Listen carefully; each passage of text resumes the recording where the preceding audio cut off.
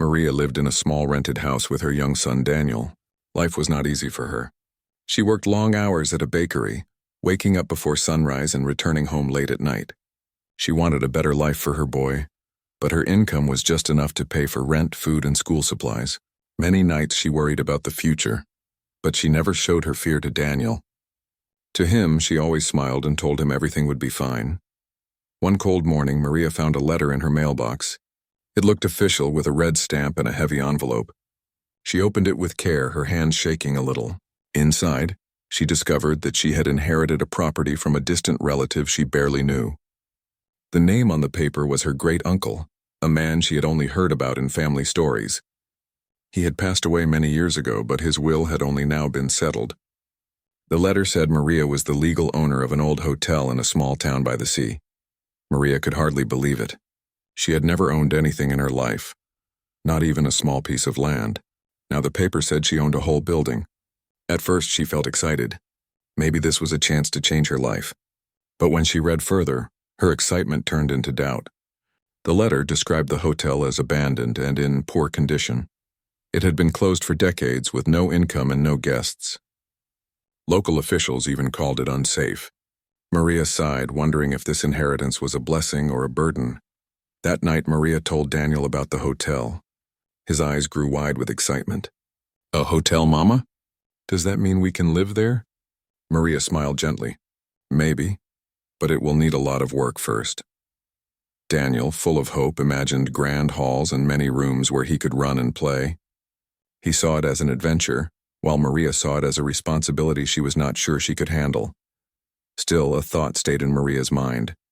What if this hotel could be repaired? What if it became a place where people came to rest, eat, and laugh? It could give her a new life, one where she would no longer struggle every day. She decided to visit the place before making any choice. With her small savings, she planned a trip to the seaside town the following weekend. The journey was long. The train moved slowly through fields, forests, and villages. Daniel pressed his face to the window, pointing out cows, rivers, and old churches. Maria sat quietly thinking of her uncle. Why had he left the hotel to her? She had never even met him. Did he know about her struggles? Or was this just a forgotten piece of family history that had finally found its way to her? When they arrived in the town, Maria felt both nervous and curious. The streets were quiet, the air smelled of salt and seaweed, and the buildings looked old but charming. They asked for directions, and soon they were standing in front of the hotel. Maria's heart sank. The building was tall but broken. Paint peeled from the walls, windows were cracked, and the roof sagged in places. A faded sign above the door read Grand Mari Hotel. It looked anything but grand. Daniel, however, ran up the steps with excitement. "It's huge, Mama," he shouted. Maria followed slowly, taking in the sight. The wooden doors creaked as she pushed them open. Inside, dust covered everything. Cobwebs hung from the ceiling, and broken chairs lay scattered on the floor. But under all the dirt, Maria could see beauty. There were wide staircases, tall windows that let in light, and carved details on the walls. It must have been a wonderful place long ago. As she walked through the empty halls, Maria imagined the hotel alive again. Guests arriving with luggage, children laughing, music playing in the dining room. For a moment, she almost believed it could happen. But then she looked at the broken roof and the fallen plaster. Repairing this place would cost more money than she had ever dreamed of owning. When they returned to the small room they had rented for the night, Maria sat by the window, looking out at the sea. Daniel slept peacefully beside her, dreaming of adventures in the big hotel. Maria whispered to herself, "What should I do?" She felt the weight of the decision pressing on her. The hotel could be a new beginning or a disaster. She did not yet know that hidden inside those walls was a secret much greater than she could imagine, a secret that would change both her and Daniel's lives forever. The next morning, Maria decided to spend more time inside the hotel before going back home. She wanted to understand the place better. Something in her heart told her that walking away too quickly would be a mistake. Daniel was excited to explore. He held a small flashlight in his hand, waving it around like an explorer in a cave. His laughter echoed in the dusty halls, making the empty place sound less lonely. Maria followed him with careful steps. Each floorboard groaned under her feet, and every sound made her wonder if the old hotel was still safe. They entered what looked like the dining hall. Long tables stood in the center, covered in thick layers of dust. The tall windows let in weak sunlight, showing broken chandeliers and faded wallpaper. Once, this must have been a place full of light and music. Now it felt like a forgotten ghost. Maria touched one of the tables and left a trail in the dust with her fingers. From the dining hall, they moved into the kitchen. Pots and pans were still hanging on rusty hooks. Old plates were stacked on shelves, covered in cobwebs. Daniel peeked inside a cabinet and sneezed when dust flew into his nose. "It feels like people just walked away and never came back," he said. Maria nodded, feeling the same. In the afternoon, they climbed the wide staircase. The steps were worn but strong. On the second floor, they found rows of bedrooms. Some doors were locked, others stood open. Inside, Maria saw broken beds, faded curtains, and old furniture left to rot. In one room, there was even a suitcase lying under the bed. Daniel pulled it out with effort. It was empty, but the tag on it showed the name of a guest from decades ago. Maria wondered what kind of people had once stayed here, what stories they had lived inside these walls. By evening, they were both tired. Maria had brought bread, cheese, and water in her bag, so they sat together in the lobby to eat. The light through the broken windows turned orange as the sun began to set. The air smelled of sea breeze mixed with dust. Daniel asked if they could sleep there for the night. At first, Maria thought it was a bad idea. The building was cold and broken, but when she looked into her son's eyes filled with excitement, she agreed. "Just one night," she said. They chose a room on the second floor with a large window facing the sea. Maria cleaned a corner of the floor, spreading blankets for them to lie on. The sound of waves outside gave the place a strange kind of peace. Daniel lay beside her, whispering about how the hotel could become beautiful again. He talked about painting the walls, fixing the roof, and welcoming guests from all over the world. His imagination was brighter than reality, but Maria enjoyed listening. As night fell, Maria found it hard to sleep. The silence was heavy, broken only by the distant crash of waves and the occasional creak of wood. She kept thinking about her uncle. Why had he left the hotel to her? Did he hope she would save it? Or was there another reason? At midnight, Maria rose quietly and walked through the hall with her flashlight. She wanted to look around once more. The light beam touched the old wallpaper, the cracks on the ceiling, and the carved railing of the staircase. She noticed a small door under the stairs. It was half hidden behind broken boards. She bent down, pulled the boards away, and discovered a narrow entrance. The door was locked with a rusty padlock. Maria felt her heart beat faster. Why would there be a locked door in such a place? Curiosity burned inside her, but she had no key and no tools to open it. She made a note in her mind to return later. For now, she went back to the room and lay down beside Daniel. The next morning, sunlight streamed through the cracked glass. Daniel woke first, shaking her arm. "Mama, let's explore more," he said. Maria smiled but stayed quiet for a moment. Her thoughts were full of the locked door. Something about it felt unusual, almost like the building itself was guarding a secret. As they packed their things to leave, Maria turned back to look at the hotel one more time. It looked broken and forgotten, yet it called to her in a strange way. She knew they could not give up on it yet. She did not know that behind the small hidden door under the stairs lay the first clue to a mystery, buried for decades, a mystery that was waiting for her to uncover. When Maria and Daniel returned home, the hotel stayed in Maria's thoughts day and night. She tried to focus on her work at the bakery, but her mind kept going back to the locked door under the stairs. Something about it would not let her rest. She felt as if the hotel was whispering to her, asking her to return. Daniel, too, could not stop talking about the place. At school, he told his friends that his mother owned a giant hotel near the sea. He described the tall windows, the wide stairs, and the many rooms. His teacher smiled, thinking he was making up a story, but Daniel's eyes shone with real excitement. One evening, Maria sat at the kitchen table looking at her savings. It was not much, but enough for another short trip. She knew the hotel needed repairs she could not yet afford, but the mystery of the locked door pushed her to go back. She decided they would return the next weekend, this time with tools to open the lock. When Saturday came, Maria and Daniel took the train again. The ride felt shorter now because Daniel kept talking about what they might find. Maybe it's just a storage room, Maria told him, but inside her heart she felt it was something more. They reached the hotel in the afternoon. The building looked the same, broken and silent, but to Maria it felt different this time. It was no longer just an abandoned place. It felt like a puzzle waiting to be solved. She unlocked the front doors with the key she had received in the letter and stepped inside with Daniel close behind. Without wasting time, Maria went straight to the staircase. She bent down before the small hidden door. The padlock was rusty but strong. She pulled out a hammer and an old screwdriver from her bag. Daniel held the flashlight, watching with wide eyes. Maria struck the lock again and again until it finally broke. The sound echoed through the empty hall, making both of them hold their breath. Slowly, Maria pulled the door open. A wave of cold air rushed out. Behind it was a narrow stairway leading down into darkness. Dust floated in the beam of the flashlight. Daniel gripped her arm. "Mama, do we go down?" he asked. Maria hesitated. The steps looked old and narrow. She felt a shiver run through her, but her curiosity was stronger. "Yes," she said softly. "We will go." They stepped carefully down the stairs. The air grew cooler with each step. At the bottom, they reached a small underground hall. The walls were made of stone, rough and damp. Cobwebs hung in the corners. It looked like no one had been there for many years. On one side, wooden crates were stacked high. They were covered in dust and tied with old ropes. On another side, metal cabinets stood against the wall. Some of the doors were half open, showing old papers and books inside. Maria's heart beat fast. What was this place? She opened one of the crates. Inside, she found old dishes wrapped in cloth, silver spoons, and a heavy candlestick. Daniel pulled at another crate, and inside were more objects: pocket watches, jewelry, and coins. Maria froze. These were not ordinary belongings. They looked valuable and old. She stepped back, breathing hard.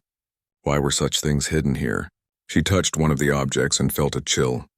These were not just forgotten items. They must have belonged to someone long ago. Daniel, unaware of the weight of the moment, whispered, "Mama, it's treasure." His voice was full of wonder. Maria looked around the dark room, her thoughts racing. The hotel had been closed for decades. Who had put these things here? And why had her great-uncle never spoken of them? She opened one of the cabinets and found papers written in a language she did not fully understand. Some were letters, others were lists of names. The ink was faded, but the handwriting was neat. She could not make sense of them, but she knew they were important. Holding one paper in her hands, Maria felt the truth pressing on her. This was not just treasure. This was history. The hidden room was more than storage. It carried stories from a painful time, stories that had been buried for many years. Maria closed the crate and looked at her son. "We must be careful," she said firmly. "We cannot tell anyone yet." Daniel nodded, though his eyes still shone with excitement. As they climbed back up the stairs, Maria felt the weight of what they had found. She knew this discovery could change everything. The hotel was no longer just a broken building. It was a place with secrets, secrets that reached far beyond her own family. And deep inside, Maria sensed that her life and Daniel's life were about to take a path she had never imagined. Maria could not sleep that night. She lay awake in the small seaside inn where she and Daniel were staying, staring at the ceiling. Her mind replayed the sight of the hidden room under the stairs, the crates, the silver, and the old papers. She knew they had found something important, but she did not yet understand what it meant. The next morning, Maria decided to seek help. She thought about going to the police, but fear stopped her. What if they took everything away without explaining? What if they thought she had stolen it? Instead, she walked to the town library. She hoped the quiet building filled with books would give her answers. Daniel came along, carrying his small notebook where he had written down what they had seen. Inside the library, the air smelled of old paper and dust. An elderly librarian greeted them warmly. Maria explained she had found some papers in her inherited property, written in a language she did not fully understand. She asked if the librarian could help. The woman adjusted her glasses and studied the faded pages. After a moment, her face grew serious. She looked at Maria carefully. "These are in German," she said softly. "They are from the time of the Second World War." Maria felt her heart sink. She knew about the war only in general terms, but she also knew it had been a time of great suffering. The librarian explained that the lists of names were records of people, many of whom never returned home. The items in the crates might have belonged to families who had once stayed at the hotel during those dark years. Maria sat in silence, holding Daniel's hand tightly. She realized the hotel was not just a broken building from her uncle's past. It was connected to history, to people who had lived and suffered long before her. The librarian lowered her voice. This is important, Maria. You should contact a historian or museum. These things are not just valuable in money. They are valuable in memory. Maria nodded. She left the library with a heavy heart. On the walk back to the hotel, Daniel asked questions. Mama, why were those things hidden? Why did nobody return for them? Maria struggled to answer. She wanted to protect his innocence, but she also wanted him to understand the truth. She explained gently that during the war, many families were forced to leave their homes. They lost their belongings and never came back. Some of those belongings had ended up in the hotel, hidden away. Daniel looked down, his excitement fading into thoughtfulness. So the treasure is not really ours, he said quietly. Maria kissed his forehead. No, my love. It belongs to history, but it found us for a reason. We must take care of it. That evening, Maria returned to the hidden room with fresh eyes. She studied the crates again, this time not as treasure, but as pieces of broken lives. Each object told a silent story. A pocket watch with initials carved on it, a silver spoon with a family crest, a necklace with a small photo inside. She imagined the families who had owned them, and she felt both sadness and responsibility. She searched further in the cabinets and found a leather-bound journal. Its pages were yellow, but the handwriting was clear. Though Maria could not read every word, she understood it was someone's personal diary. It spoke of guests who had arrived at the hotel during the war, their fears, and the way the building had been used as a safe place for a short time. But it also hinted that many never made it back after leaving. Maria closed the journal with trembling hands. She knew now that her great-uncle must have known about this secret. Perhaps he had tried to protect the items by locking them away. Perhaps he had not known how to return them or whom they belonged to. The responsibility had now passed to her. That night, Maria sat with Daniel by the sea. The waves rolled endlessly against the shore, and the wind carried the salty smell of the ocean. She told him that they would not sell the treasure. Instead, they would seek out experts who could honor the history behind it. Daniel listened carefully. His young heart understood more than she expected. Mama, he said, maybe the hotel is not broken. Maybe it's waiting for us to bring back its story. Maria hugged him tightly. For the first time, she felt a clear purpose. The inheritance was not about money. It was about uncovering truth, remembering forgotten lives, and giving the hotel back its voice. What she did not yet know was that the secret inside those walls was even greater than she had imagined, and many people would soon take interest in what she had found. Maria and Daniel returned to the city with the weight of the discovery still heavy on their minds. For several days, Maria kept the papers and small diary carefully hidden in a box under her bed. She wanted to protect them until she decided what to do, but secrets have a way of spreading, even when one tries to stay quiet. One morning at the bakery, Maria overheard two men talking near the counter. They were speaking about the old seaside hotel. They say something was found there, one whispered. Not just old furniture, but real valuables. The other nodded. It could be worth millions, Maria froze. Her hands shook as she served bread to a customer. She wondered how they had learned anything. She had told no one but the librarian. Had word traveled that quickly? Fear grew in her chest. If strangers knew, they might come searching, and she did not want Daniel in danger. That evening, Maria sat with her son at their small table. She explained that they had to be careful. Daniel listened quietly, then promised not to tell anyone else about the hidden room. Maria hugged him, but her heart still worried. The next weekend, Maria decided to return to the hotel again, this time to organize the crates and lock the hidden room more securely. When they arrived, she noticed something strange. The front doors of the hotel were not closed the way she had left them. One was slightly open, swinging in the wind. Her breath caught. She pushed Daniel gently behind her and stepped inside. The dust on the floor showed fresh footprints. Someone had been there. She hurried toward the staircase, her pulse racing.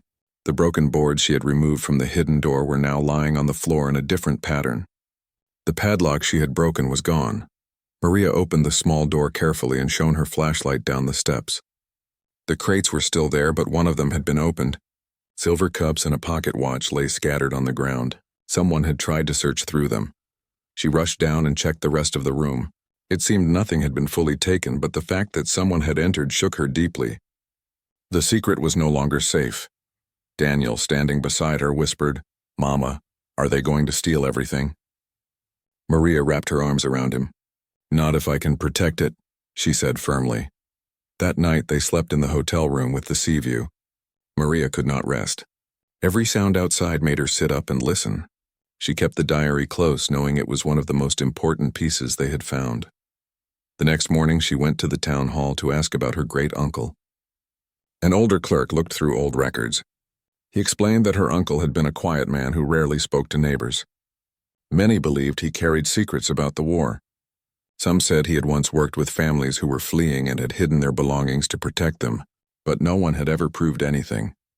As Maria listened, she realized her uncle had probably locked away the crates for safety, waiting for the right person to uncover them.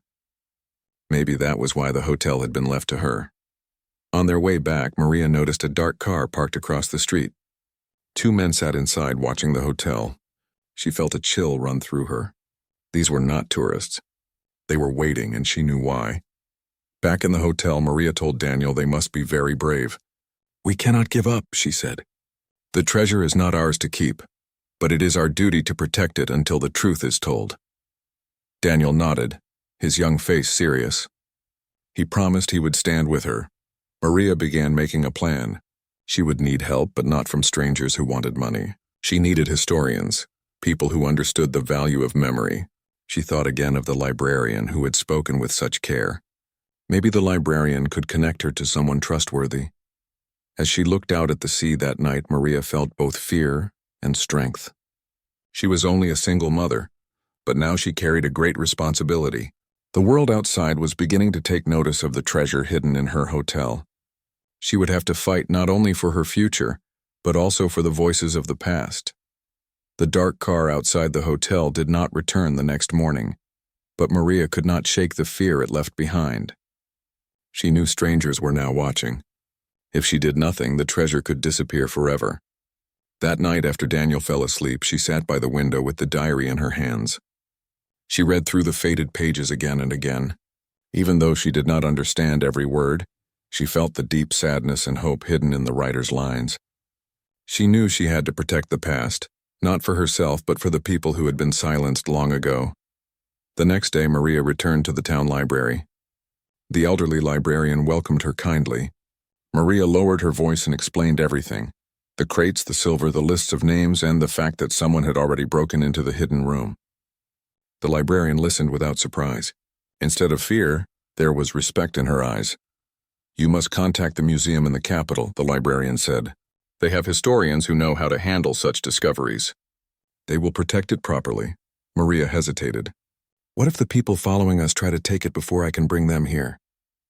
The librarian leaned closer. "Then you must move quickly. Trust only the right people. Do not speak to anyone who asks about money. Speak only to those who care about memory." That evening, Maria and Daniel boarded the train to the capital city. Maria carried the diary and several papers in her bag, holding it close to her chest. The crates and other objects remained hidden in the underground room, but she felt safer knowing she had brought proof with her. Daniel sat beside her, watching the countryside roll past. His small face full of questions, he did not speak out loud. In the capital, Maria met with a historian recommended by the librarian. His name was Mr. Lewis, a quiet man with kind eyes. She spread the papers and diary across his desk. He read them carefully, his brow furrowed, his hands trembling slightly.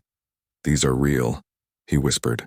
"These names belong to families who were forced to leave during the war. These objects may be all that remain of their lives."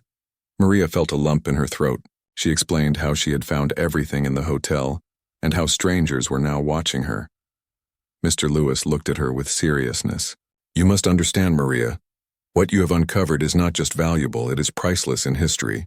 There are people who would sell it for money, but there are also families around the world who still search for signs of their lost relatives.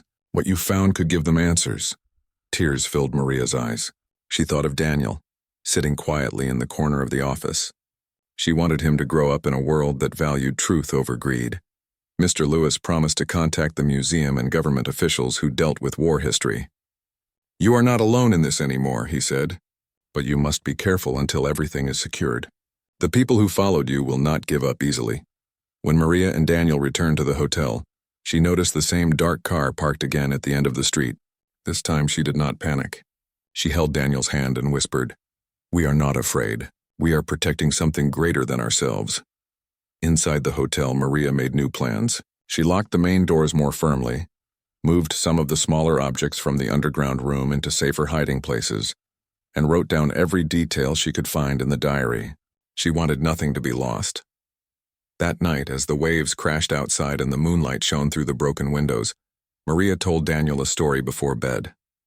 She did not tell him a fairy tale. Instead, she told him about real families who had once stayed in the hotel, about their laughter, their songs, and their dreams. She explained that though their lives had been taken away, their memory lived on in the objects they left behind. Daniel listened with wide eyes. "Mama," he said softly, "then we are their guardians." Maria smiled through her tears. "Yes, my son, we are their guardians." As she lay down to rest, Maria realized her life had changed forever. She was no longer just a single mother struggling to survive. She was part of something larger, something that connected the past to the present, but she also knew danger was growing. The strangers outside would not wait forever, and soon she would have to stand face to face with them. The following week, Maria and Daniel returned to the hotel with the historian, Mr. Lewis. He had brought a colleague, a young woman named Clara, who worked at the museum and specialized in wartime history. Together, they planned to document every item, every paper, and every crate in the hidden room. The goal was to protect the treasure and ensure it was returned to the families who had lost it. As they approached the hotel, Maria noticed the dark car parked again, closer this time. Two men sat inside watching the building. Maria held Daniel's hand tightly. She whispered, "Stay close, Daniel. We will be careful." Inside, the hotel was quiet. The air smelled of dust and sea, and the sunlight through the broken windows made long stripes on the wooden floor. Maria led the group to the hidden room. Mr. Lewis and Clara began taking photographs, examining the crates and noting the items in their notebooks. Suddenly, a loud knock echoed through the hall. Maria froze. The two men from the car had entered the hotel without permission. One of them called out, "Hello? We know someone is here with valuables. We just want to talk." Maria stepped forward, keeping Daniel behind her. "This hotel and everything inside belong to history. Nothing here is for sale. You must leave," the man sneered. "You don't understand. That treasure is worth millions. Don't make us take it." Maria felt fear, but also determination. She took a deep breath. "This is not about money. These objects belong to families who lost everything. You have no right to touch them." Clara and Mr. Lewis stepped forward, standing beside Maria. Clara spoke calmly but firmly. "We are here to document and protect this history. If you try to take anything, we will call the authorities immediately." The men glared at the group. For a moment, the hotel felt tense and silent. Then, realizing they were outnumbered and that witnesses were present, the men stepped back. "This is not over," one of them said before leaving the building. Maria closed the door behind them and locked it. Her hands shook, but she smiled weakly at Daniel. "It's okay, my son. We are safe for now." Daniel nodded, his small hands gripping hers. "Mama, we did it," he said. Mr. Lewis and Clara worked late into the afternoon.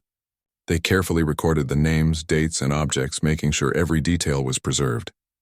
The crates were labeled, the papers placed in protective folders, and the diary safely wrapped. Maria watched, realizing the weight of the responsibility she had accepted. This was bigger than her struggles, bigger than her worries about rent or work. She was helping the past speak again. By evening, the group sat in the lobby, tired but satisfied. Daniel drew pictures of the hotel and the hidden room in his notebook. He imagined the families returning, smiling at the treasures they had lost so long ago. Maria smiled, proud of her son's imagination and understanding. As they prepared to leave, Mr. Lewis turned to Maria. "You have done something remarkable. Not many people would have had the courage to face danger and protect history. This hotel, these objects, and these stories will now be preserved for future generations because of you." Maria felt warmth fill her heart. For the first time in years, she felt proud of herself, not just for surviving, but for doing something important for the world.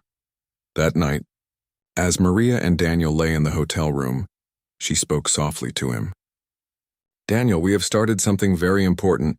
The hotel will be restored and the treasures will be honored. But our work is not done yet," Daniel whispered. "I know, Mama. I will help." Maria kissed his forehead. "I know you will, and together, we will make sure the past is never forgotten."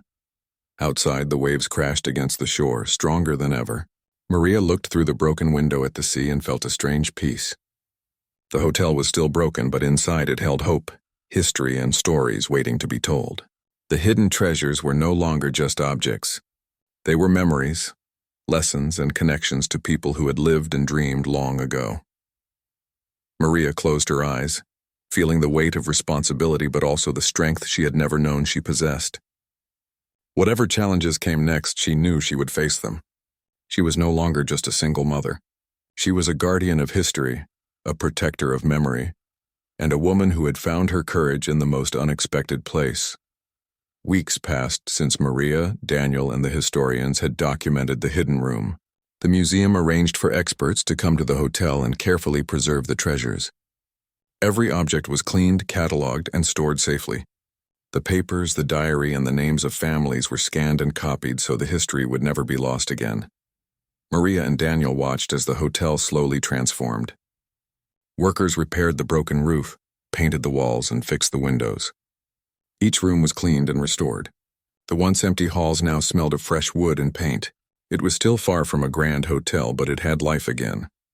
The local newspaper wrote a story about the discovery. They praised Maria for her courage and dedication. People in the town came to see the hotel, not just as a building, but as a symbol of memory and history. Visitors left flowers at the entrance and thanked Maria for protecting something so precious. Daniel was thrilled.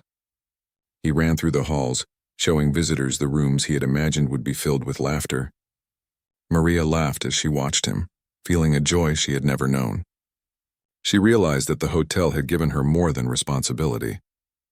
It had given her purpose, and it had strengthened her bond with her son. One afternoon, Mr. Lewis and Clara returned with news. "The museum has arranged a ceremony," Mr. Lewis said. "They want to honor the families connected to the items you found and the work you have done to protect them." Maria's heart filled with pride and humility. She had only wanted to protect the treasures, not to be recognized. But she understood the importance of sharing the story. It was not about her. It was about the families, the history, and the lessons the past could teach. The ceremony was held in the hotel's main hall. Families from around the world attended, some traveling far to see the objects that had belonged to their ancestors. Tears flowed freely as people recognized silver cups, jewelry, and letters that had been lost for decades. Maria stood at the back holding Daniel's hand, watching as memory and history came alive. One woman approached Maria, holding a small locket that had been found in the hidden room. "Thank you," she whispered. "Because of you, I have a piece of my family again." Maria smiled, feeling the weight of the moment. It was more than treasure. It was love, loss, and remembrance. After the ceremony, Maria walked through the hotel with Daniel. The sunlight poured through the repaired windows, casting warm light on the polished floors. The halls no longer felt empty. They felt alive, filled with the voices of the past and the hope of the future. Daniel looked up at his mother. "Mama, do you think people will come here to stay one day?" Maria smiled. "Yes, Daniel. One day this hotel will welcome guests again, and they will remember the stories it holds." Maria knew it would take time. Restoring the hotel as a business would be a challenge, but she felt ready. She had learned courage, patience, and the importance of protecting what mattered most. The hotel was no longer just an inheritance. It was her mission, her home, and a place where history and memory could live on. As evening came, Maria and Daniel stood on the balcony looking at the sea. The waves sparkled in the sunset, reflecting light over the town. Maria felt a deep sense of peace. She had faced fear, danger, and uncertainty. She had uncovered secrets of the past and protected them, and she had done it with her son by her side, teaching him lessons about courage, honor, and love. Maria squeezed Daniel's hand and whispered, "We did it, my son. We kept the past alive and we made a new beginning." Daniel smiled, leaning against her.